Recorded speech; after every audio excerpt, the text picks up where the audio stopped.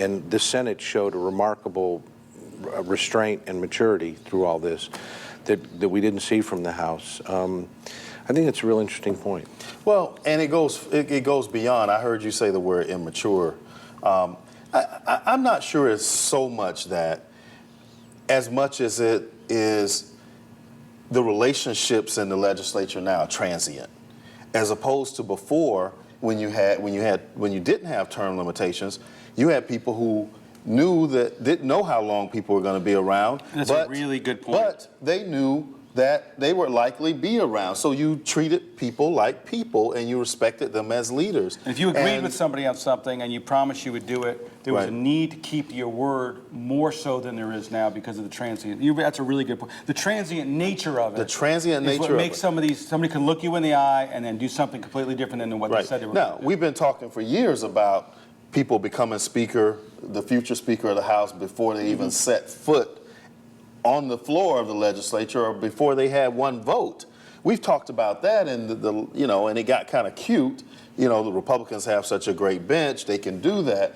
But I think you mentioned Matt Gaetz' tweet. I mean, if you were sort of okay with or just neutral about what the House did in leaving early, the Matt Gaetz text really might take you the whole other way, right? I'm not okay with Matt Gaetz' tweet, and I think it speaks to... Our viewers may not know what he tweeted. He tweeted out last night making fun of Senator Arthenia Joyner, Senator Bullard on the basic writing of the complaint to the Supreme Court about the House being. And the thing about it, people fired back very quickly. Jack Latvala fired at Matt Gaetz. Steve Christofoli had to come on and say, Matt Gaetz is not an agitator. Not a racist. He's an agitator, not a racist. And if the Speaker of the House has to come on and say you're not a racist, you're not winning that day. Yeah, you know what? The two bodies are divided already.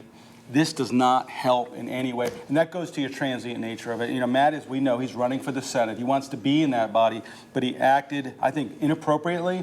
And then, sorry, but I think Christofoli's apology was not a good apology, where he said, to those who were offended, I apologize. So he's not apologizing for the act. He's not oh, by the way, Peter, if I offended you, offended you, I'm sorry. But if I didn't offend you, then I'm not sorry for my actions. But let's it's deeper than that, though, right? I mean, let's talk about exactly what the tweet was, right? It was it had racial overtones. It did, and it had racial overtones. The writ looks like it was written by Senator Arthenia Joyner and proofread by Senator Bullard.